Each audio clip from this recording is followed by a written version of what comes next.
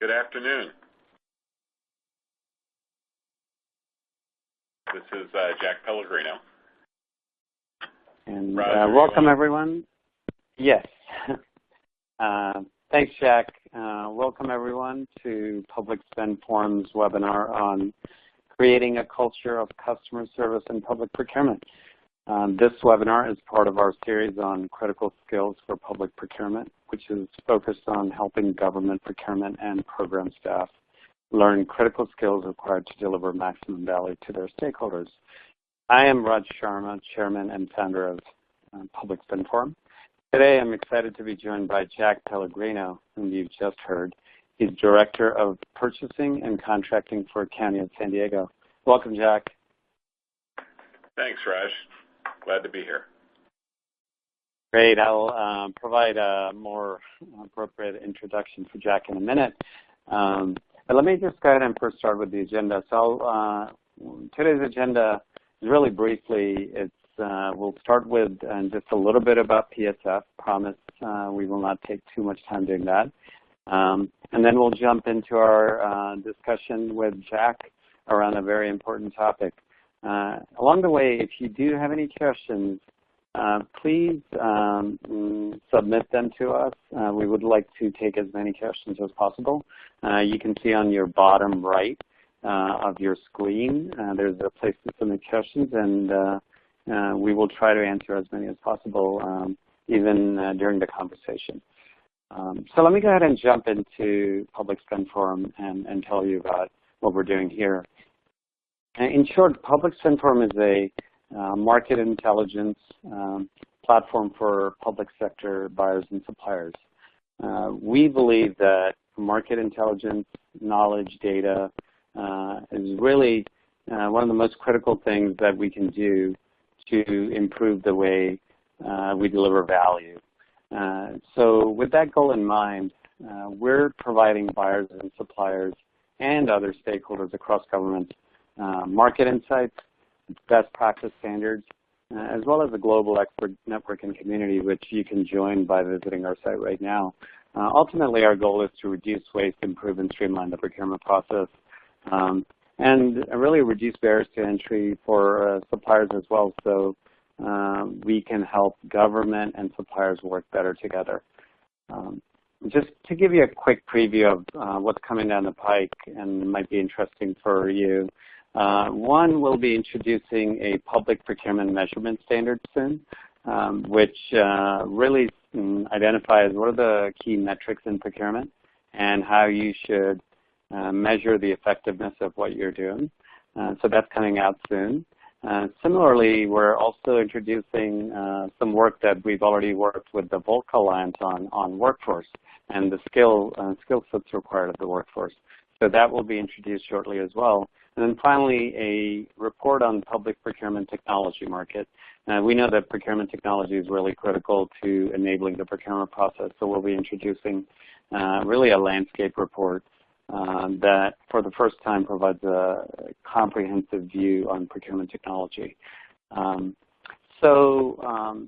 just in terms of what we've done over time, we've built a strong global community. We have over 10,000 subscribers from over 40 countries, so if you'd like to connect with them, we'd love for you to join. We also have formed some formal and informal partnerships, so we're lucky to be working with the likes of Michigan State University, which is one of the top supply chain and procurement schools in the world. One Defense, it's a innovation network focused on bringing innovators to the defense community. Mid-Tier Coalition, the World Bank, and more. So please join us and visit our site to learn more. Well, with that, I'd like to go ahead and jump to our discussion with Jack. As I mentioned, Jack Pellegrino is Director of Purchasing and Contracting for County of San Diego. Jack has an extensive background in government contracting and procurement, leading many diverse teams of contracting, procurement, pricing for both large organizations as well as smaller in public and private sectors. He also serves on the board of directors for the California Association of Public Procurement and also on the board of advisors for the National Contract Management Association. In fact, that's where I met Jack, was at one of the board meetings for NCMA. Prior to joining or rejoining San Diego County, which is, by the way, one of the best managed counties in the country, Jack held many executive contracting and procurement positions in the private sector. So with that, Jack, welcome, and I'd like to just hand it over to you so we can go ahead and get started. Great. Thank you, Raj. Again, it's my pleasure to be here today and with everyone on the line. As Raj mentioned, my background, I've had the good fortune in my career to have served on both sides of the procurement sector, both in the public side, about half of my career, and also on the private side in the aerospace industry. So I really have appreciated some of the work that Public Spend Forum is starting to do to really continue to enhance our profession as a profession and help us all as procurement managers to arrive at some benchmarks and do some comparisons for ourselves to how we can all make our organizations better. So thank you for that. And before I get started in my comments today, I just want to give you a little snapshot about the County of San Diego, where we stand, the size of our organization. As you may be aware, we are we're down in the furthermost corner of the United States here, the southwest corner, and beautiful vacation spot. But we also are very proud to be. Raj was nice enough to say it, one of the best run governments in the nation. Little bit about us.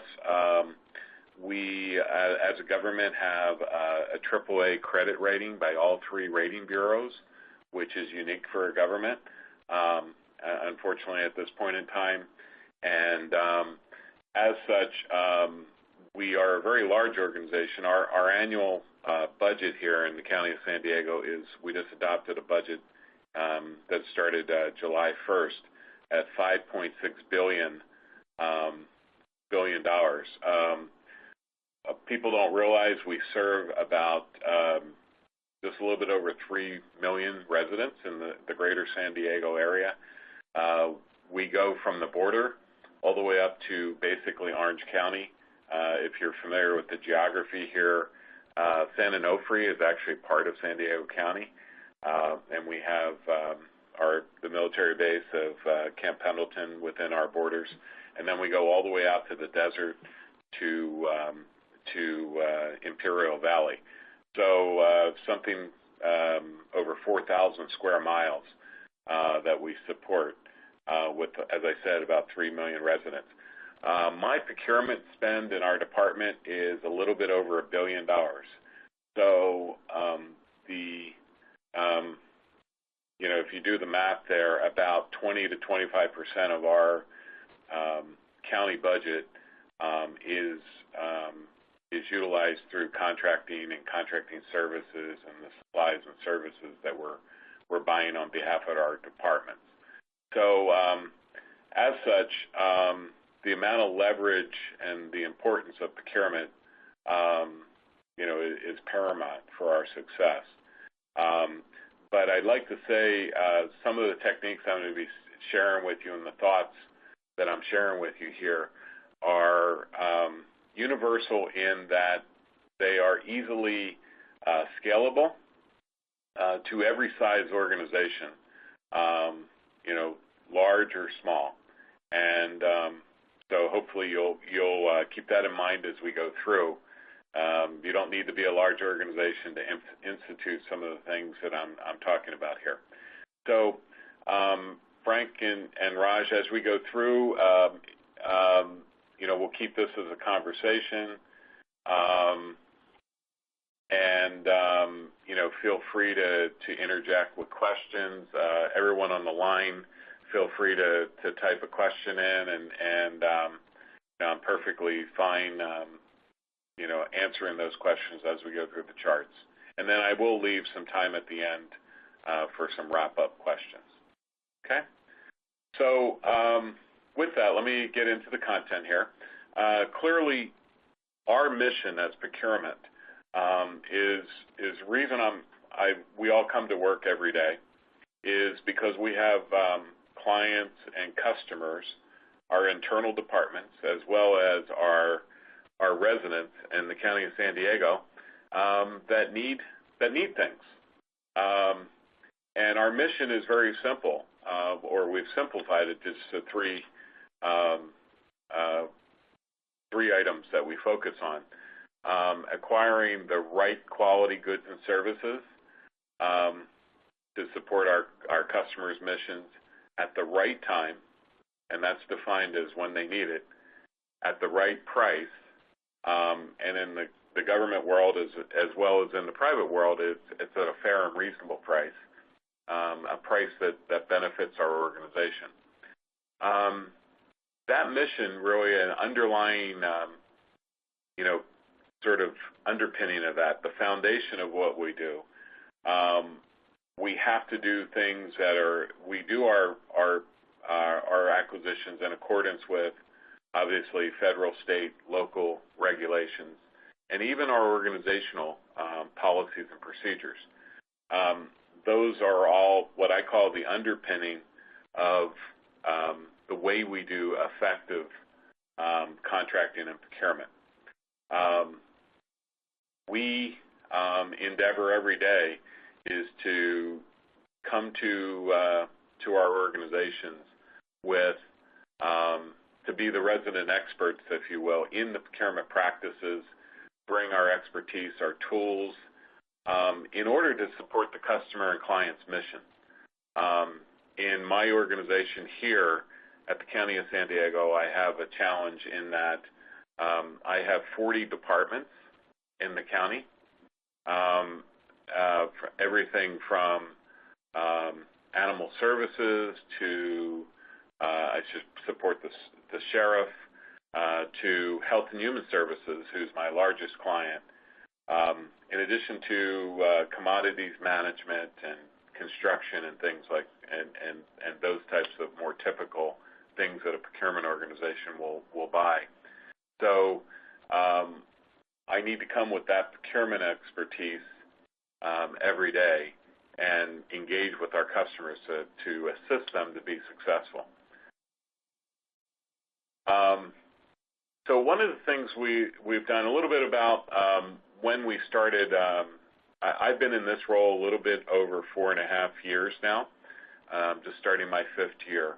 And one of the things that we thought was important is that we treat procurement in a different, I'll call it, raise it to a different standard, going beyond just being a processor of purchase requisitions and truly adding value in everything we did. So in order to start down, we called it a journey towards world-class procurement. And so what the first step we adopted in trying to see where we fit in is we did some self-reflection about how we viewed our job. Also, what were our organizational's expectations? What were those 40 departments' expectations of procurement? And then personalize it down to each one of us as individuals, what our personal standards are, what our skill sets were. I have a pretty diverse organization here, I'm proud to say, and it's not just folks from the public sector, but we've mixed our staff with experts and people, individuals that have experience on the private sector, and together, when we bring those diverse skill sets together, we're able to better solve our customers' problems. And I would say the one thing that we try to do here, it's more than a job to us. We love procurement. Some of us it's kind of something that's in our DNA, and we're always we call ourselves we're world-class shoppers, and we love what we're doing, and we love understanding from our departments what they do and how can we help serve them better. And that's the key last bullet on this chart here is we are always looking for innovative ideas and trying to benchmark ourselves to see how we're doing and are there techniques that can be a higher benefit to our organization. Again, that's one of the areas that I see Public Spend Forum and other professional associations providing us is, I'll call it not just a national view, but a global view of what is world-class procurement, what are the techniques as they evolve over time. Jack, I had a question or a comment. I found it interesting, even on the previous slide, where you started with mission, that a lot of times I've seen a mistake where procurement organizations have in a booklet or when they talk about themselves, they talk about compliance first as their purpose, and then they go into kind of the customer mission, et cetera.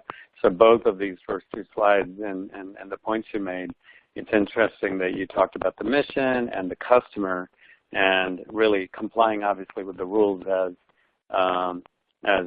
obviously an important facet, but not the leading thing ultimately. How it seems like how you measure yourself. Correct. One of the key things, and you'll see that, as I come forward in the next few slides, it's really a culture that is developed. Procurement is a department within the county culture that we've developed here at the County of San Diego, of how we view customers and clients, and our residents we refer to as both customers and clients. So at the end of the day, our motto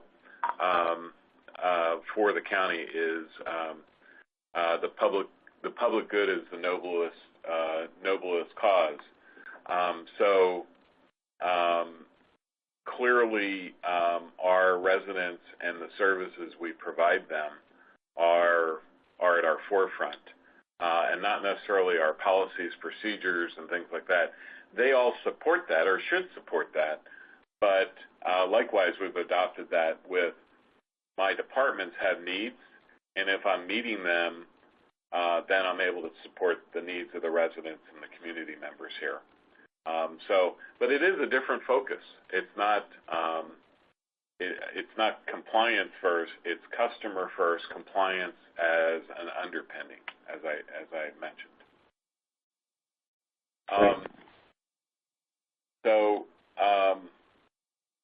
And this before I transition into a little bit more specific about the county, just lastly, kind of framing how we view ourselves in procurement, because I find that you create your own sense of value and worth to an organization, depending on how you view what your contributions are.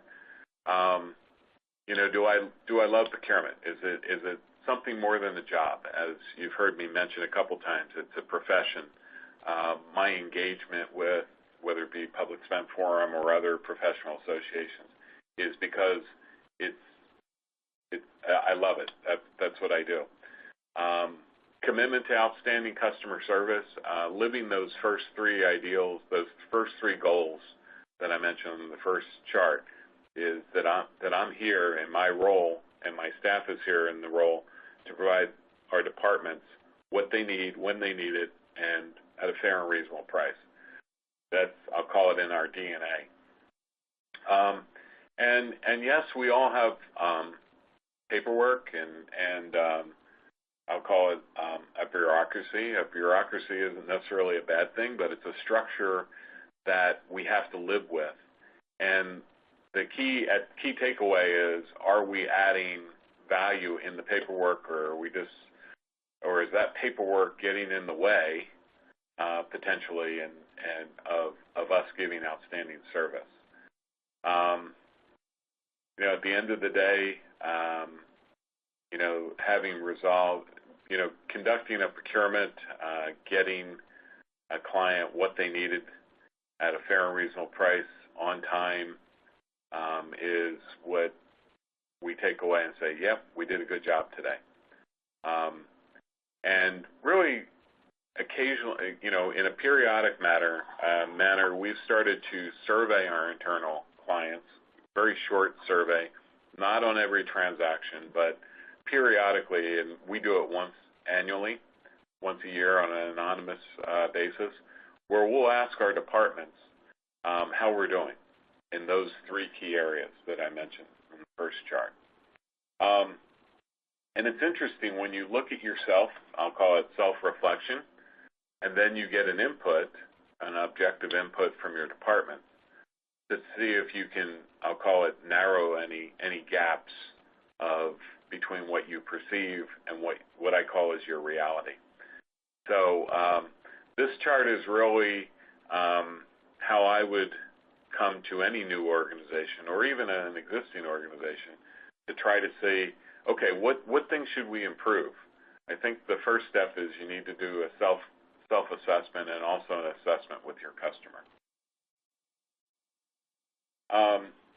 So I'm going to pivot a little bit into a little bit more about the county and the context that we've operated in here. We have, as you can see from this chart here, the county as an enterprise has, under our Chief Administrative Officer's leadership, has identified and a positive approach equals a positive experience. It goes deeper than just a positive approach. We talk about doing everything we do with heart, which is an acronym, obviously, that stands for helpfulness, expertise, attentiveness, respect, and timeliness. Everything we do, we talk about, we want to do that with heart, whether it be external customers or internal customers. Every interaction matters in what we do, internally, externally. We view our relationships and our reputations on a very personal basis, one interaction at a time. Understanding that keeping our word to doing what we say we're going to do and following through is critical. And also being candid and open and realistic about there's times where we say we cannot get this done today, however, here's when we can get it done. That sometimes is a more critical discussion because, rather than just taking something in and say, well, we'll get to it as soon as we can. Well, as soon as you can doesn't really help your customer judge are there alternatives they need to pursue and work through those, I'll call them priorities and prioritization issues. How quickly we respond and how we respond is critical. You've all probably heard this before in many other forums where what you say matters, but how you say it and in your body language is equally, if not more important than what you said. I know I feel that way sometimes with my one teenager now. I guess I can't call him a teenager. He just turned 20 last month. But and my other two children, as they grew up, it was more important how my body language was was more important than what I said, or vice versa, them with me. Jack, if I could interrupt. Sure. So this is really great, by the way. I'm just curious, how do you teach something like this? This is, in many ways, it's about culture, and it's a philosophy as I actually read this and understand it. How do you, teach it to a new person coming in? What do you suggest to somebody, who's already there? How do they learn this? What needs to change? Is it a mindset? Is it a process? How do they go about doing this? Well, I think the first step is, having, I'll call it top-down vision and kind of organizational, a vision and a culture that's started by the organization and every manager within that organization, that we are going to operate in this type of culture. And this is the norms, the behavior norms, and the expectations. You saw earlier on a slide, I said, what are your organizational expectations? The whole culture has started and has evolved over the last, Helen Robbins-Meyer, who's our CAO, she started in the role about the same time as me, 5 years ago, just under 5 years ago. And she initiated this culture of customer first. And so I think it starts with establishing expectations of what the culture should be like. And then it comes down to each individual manager and each individual employee, I'll call it, recognizing where they kind of fit in that culture.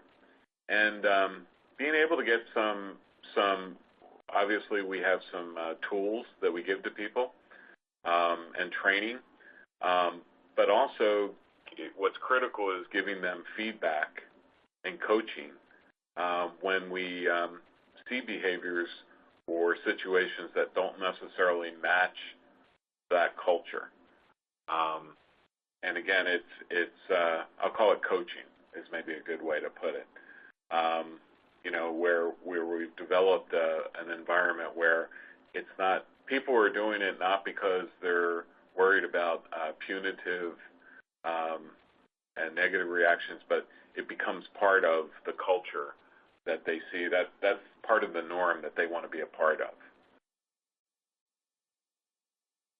Great. No, that makes total sense, especially starting top down.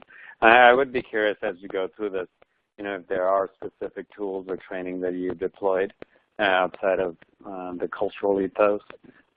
Maybe you could share with us. Sure. And I'll just mention a couple of them. We do have, we call it HEART, HEART, ambassadors. Every department has their own HEART ambassador. And the really neat thing that our CAO has done under this umbrella of HEART and positive approach and positive experience has allowed the departments, actually expects the departments to implement it in their own way that best fits the type of department they're running. Clearly, the way I implement HEART in procurement and contracting is different than I would do if I was the head of Health and Human Services or General Services or another customer department. So, and I would be happy to share some of those training manuals with anybody that is interested after the session. Let's see. Kind of going down to sort of the fifth dot point on this chart 11 here.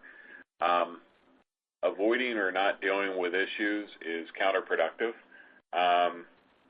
Early in my managerial career, when I was at SAIC, I had a very wise general manager who said to me when I first took over the role of procurement director and contracts director, he said, "Jack, let me just be clear. Bad news is not like fine wine. It does not get better with age." I've kind of expanded that. in my experience. Avoiding or not dealing with an issue, like bad news, is not like a fine bottle of wine. And, I find often it would be the infamous, if I didn't tell my boss about it right away, and not that I would go in and tell my boss that I'm just going in to kind of complain to my boss or say, what do I do? But very often when I would go in and involve my boss or my colleague or someone else, my customer, in an issue, an amazing thing happened. Sometimes they said, gee, did you ever think about X, Y, and Z, or Z? And I go, oh, didn't think about that, but you know what, that might work. Or in some cases, they would say, I would always try to go in with an idea of what I think I might do about this, and I would say more than half the time, my boss would look at me or my colleague would say, well, I don't have any better ideas. Let me know how that goes.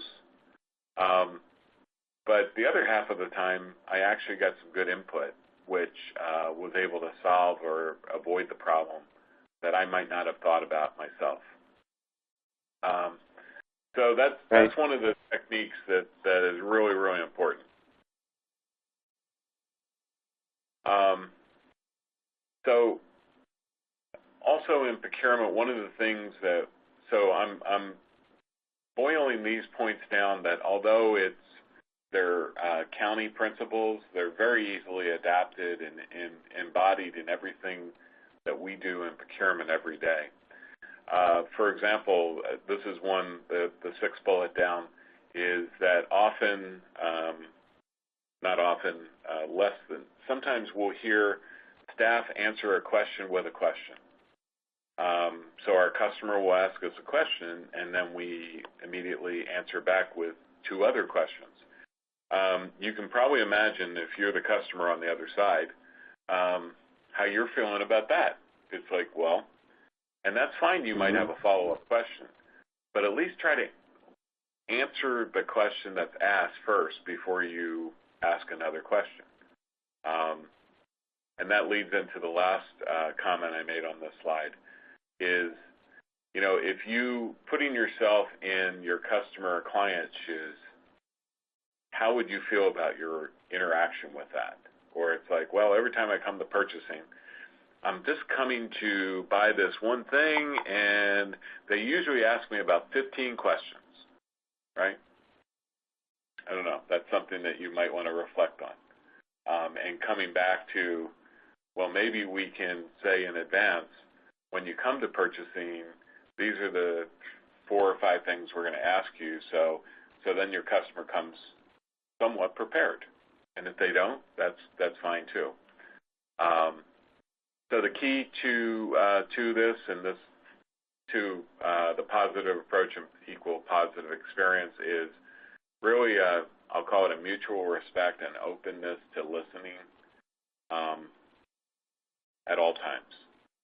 Even when you think you know, I always find myself saying, well, my perception was that I knew, but I really didn't know, because they gave me a different additional information that I didn't have.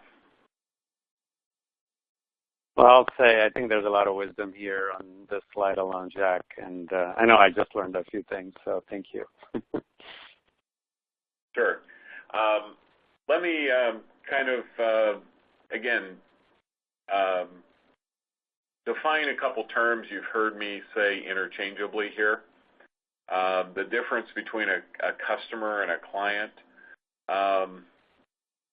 A customer is obviously anyone who asks you for anything. It may or may not be recurring. And really, our customers are everyone, internal, external, third party. Believe it or not, my internal auditor is my customer. I know. I'm on the record now. That's on tape somewhere, I'm sure. That so I need to, when I have internal audit, their role is to do a review of my organization to make sure that I'm doing what I should be doing. So I treat them with the same respect that I do with any of my clients. So what's the difference between a customer and a client? A client involves a deeper understanding and relationship, usually a continuing relationship of some type. They anticipate your needs sometimes, maybe when you don't even articulate them to them. They look out for yours and other interests. And at the end of the day, many of us look at our clients, or if you're supporting a client, you want to be at the end of the day a trusted advisor, giving them something beyond just the recurring transaction. The little Scrabble chart there I thought is really great. Is you have customer. To build truly a customer, and I haven't done the client one that way, but it's really building confidence, trust, and then ultimately you'll end up with loyalty from that. The goal is to treat all customers like clients. Let me give you a real practical example. All of us have probably gone to Subway, and when you walk into Subway, whether I walk into a Subway here in San Diego or Chicago or DC, they say, "Welcome to Subway," and they're acknowledging you as a customer. I may never go on that Subway a second time, but they're treating you with respect when they know you're in line to get your sandwich. Versus a client would be when I this morning went into my local Starbucks in Poway, and the barista, when I walk in, already is starting my drink, even though I'm 7 people back in line. And I get to the counter, and sometimes the drink will already be on the side, and I just swipe my card and I'm gone. That's a client. So the goal is to treat all customers like clients. Doesn't necessarily have to be, it might only be one transaction, or you may not know it's a non-recurring transaction, but to look deeper for that service, for who's coming to you for that need.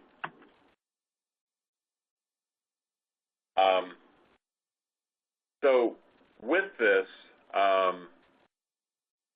that's truly how I define and how we've defined adding value through procurement, is with the underpinning of treating our departments like customers, being able to demonstrate on a daily basis in every interaction, are we delivering what's needed from our customer's point of view, department's point of view, on time and at a reasonable price. May not necessarily be the lowest price, but it's fair for what the expectations are. Sometimes I'll pay for a premium because I want something of a higher value, whether it be quality or whether it be schedule, expediting. And there's times where I'm actually looking for the lowest price. How well are we doing comparative shopping here at work? Every one of us loves to shop, I'm sure, or maybe we don't love to shop, but we shop in our personal lives. And, one of my favorite places to shop is Lowe's and Home Depot. My wife's is actually Costco. But, we all know how to do it in our personal lives, and then we come to work, and then suddenly, I guess it's the pressures of work change how we view things, and we don't do the same comparative shopping, or think we don't need to do the same comparative shopping that we do if it was our own money. So that's one of the things that we've really emphasized here as part of my team, is are we being wise buyers? Do we know the marketplace? Are we doing comparative shopping? And, again, is that benefiting our clients? This fourth point down here is, are we helping our clients find new sources of supplies, new contractors, offering new opportunities, finding contractors that are giving us achieving better results or better outcomes. So in a way, that's serving the contractor community as well, because that's giving them opportunities to win business and to promote their own evolution as a business. So even though you're a supplier, you're still a customer to us. And then lastly, just looking at it goes without saying, being part of a team, which includes an extension. Our success or failure as a county is, I'll call it equally, if I wrote an equation, there would be equal parts of my teamwork with my internal customer as well as teamwork with my supplier or vendor. Because if my supplier or vendor fails, okay, we don't meet our mission. Likewise, if I don't do what if my internal customer doesn't get what they need, we're not meeting our mission. So that's how I view adding value through procurement. I'm going to wrap up with a couple. We just have a few minutes here before I want to leave some time at the end of the session for some comments or questions. But where do you start? Whether it be taking over a new organization, you being new to an organization, or even as part of a team that wants to improve starting tomorrow. Where do you start? You have to start with assessing where you're at. Kind of how you're viewed, how you view yourself. I mentioned that in one of my earlier charts, as well as how you're viewed by your customers. And then talk about what is the reframing of your organization, your expectations, both from an enterprise point of view and as also from a personal point of view.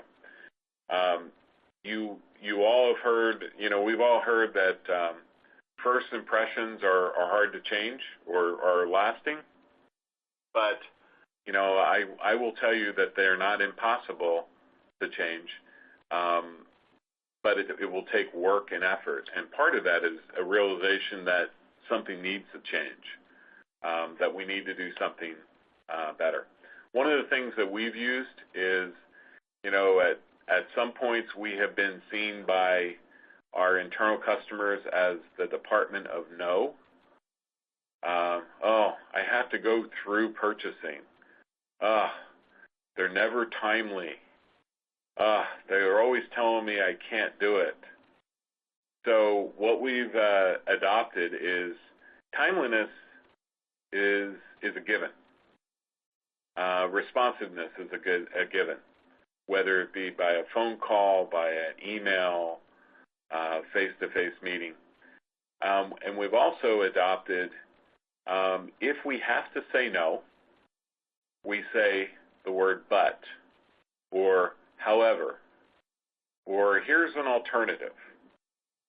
So truly having that in our mind, so we're not turning away a customer and saying, no, can't do that. Policy or procedure says we don't do it that way. And then there's a long pause. Again, how is your customer, if you're on the other end of that, feeling? Oh, why exactly did I come to procurement today? So I was told I couldn't do it, but I still need this.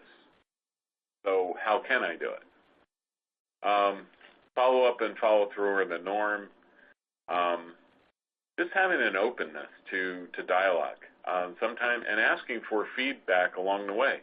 How are we doing? Sometimes you may not like the answer, but at least when you hear it, once you hear it, then you then have a better chance of dealing with it. if you don't hear it, chances are you're not going to be able to address it. Again, back to my comment about addressing issues or problems or information that's not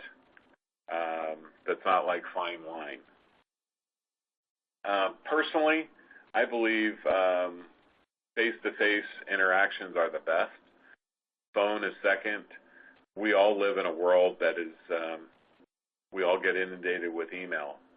And sometimes I put myself on the other side of this conversation, and I try not to do it when I say, "Hey, Raj, how you doing? Did you get a chance to look at my email?" Well, usually that evokes what? No, Jack, I didn't look at your email because I got 700 additional emails today. So that usually doesn't start the conversation.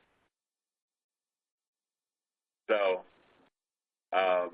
and really using email in a proper way, writing it like a newspaper article. So, so it's very clear. So Jack, I think one of the points you just made about asking customers how we're doing, I think that's a really important point, because often I've heard procurement staff, even leaders, really complain about customers, but seldom do I hear anyone asking, okay, what can we do better, and maybe starting the conversation with that first, and then, perhaps the customer will ask what they can do better, maybe a better way than pointing fingers right away. So that's been one of my advice points is, it's better to start with, how are we doing? What can we do better? And then maybe, we'll have that kind of two-way dialogue going. Absolutely. That technique is something that's, I'll call it, was ingrained in me early in my career when I was with, I'll give all the credit to SAIC when I was with Dr. Beister, who was our founder back in the day. He religiously would have us talking to our customers at multiple levels in the organization, not just at the executive level, but every, I'll call it sub-level in the organization, just going in quarterly. And it doesn't have to be a very complicated or a questionnaire or very detailed. It was just on a scale of 1 to 10, how are we doing? And we would ask if there were 2 or 3 things that you would like me to work on, what would they be? And an amazing thing would happen we would hear that feedback from our customer. We go off 90 days later, we would go back and say, hey, we think we fixed this. How are we doing now? So again, every interaction matters, and any place to start is good. So I think I have 2 charts here, and I'm going to go through those pretty quickly and then leave some time for wrap-up and questions. Part of this, you've heard me talk a little bit about, ownership, individual ownership, and, really, as individuals, our team is only as strong as the individuals in that team. And so do we, as a department, individually possess the right current knowledge of our profession, and also the specific knowledge from our organization. Myself, as a leader, am I providing the right management support? Am I supporting my staff as they go out and interact with our customers? And positive attitude. If we're always in conflict, that's usually not a situation that will breed success if we're always in conflict. So, let's find those things.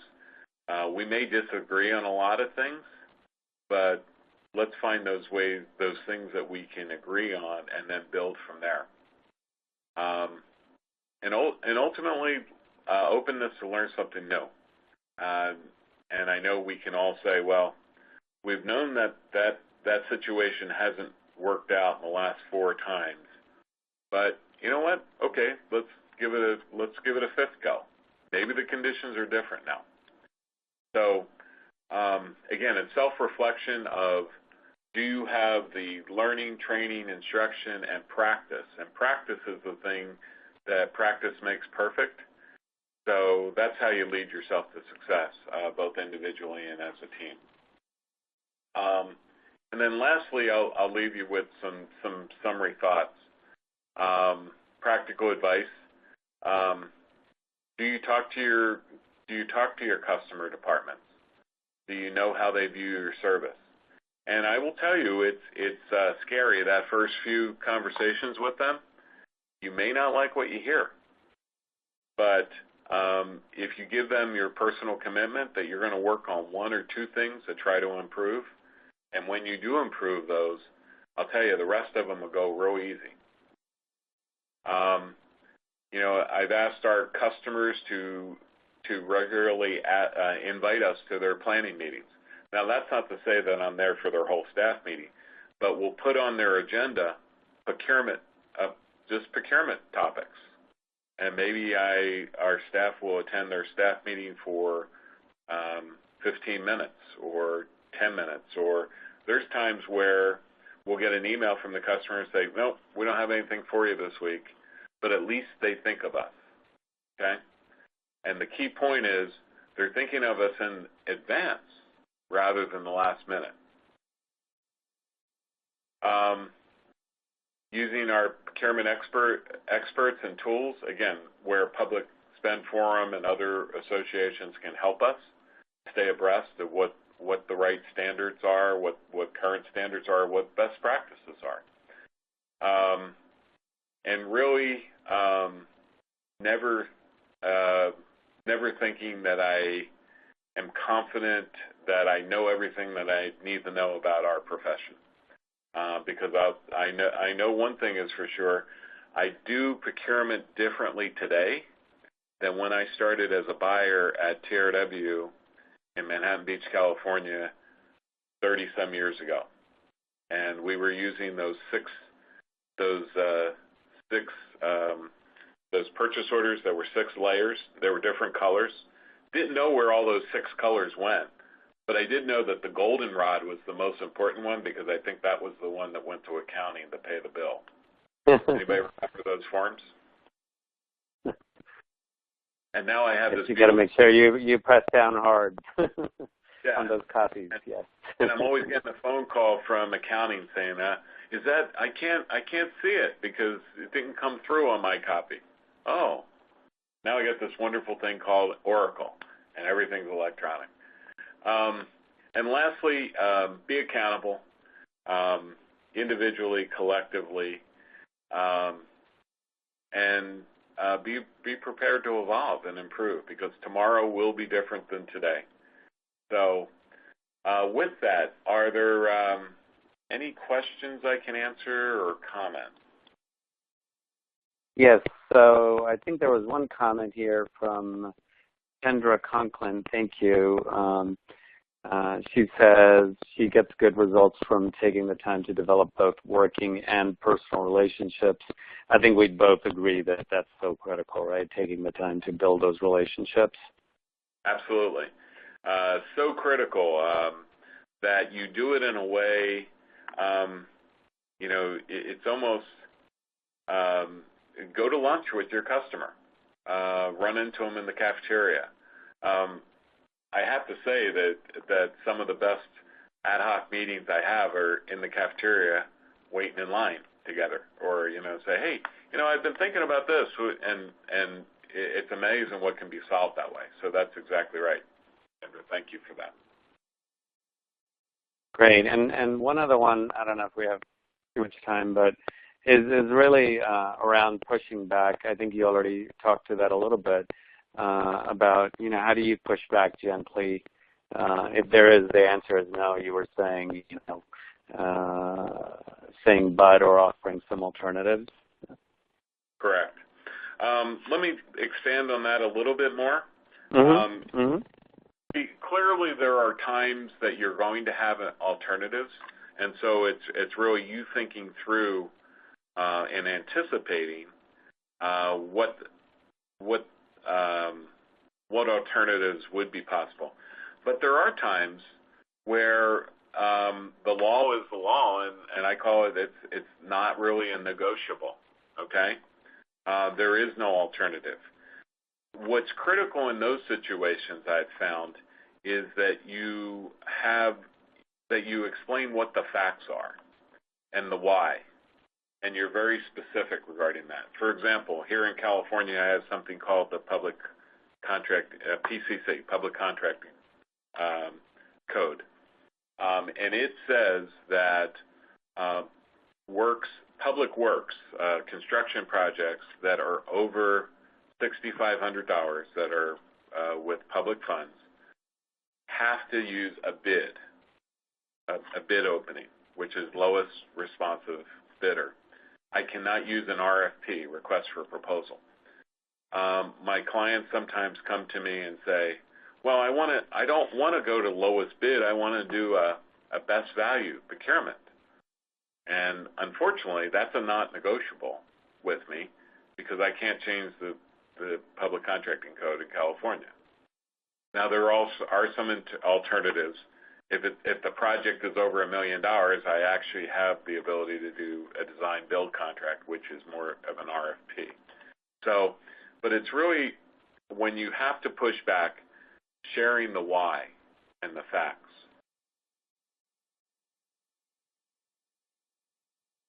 So, Great, Raj, great. No, I think that's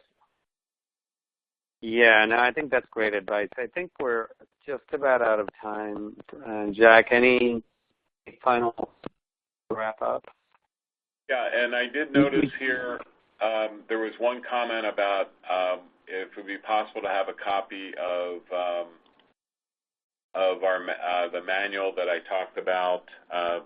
That was our HEART program, and what we do here at the County of San Diego for customer service and positive experience. I'd be happy to share that.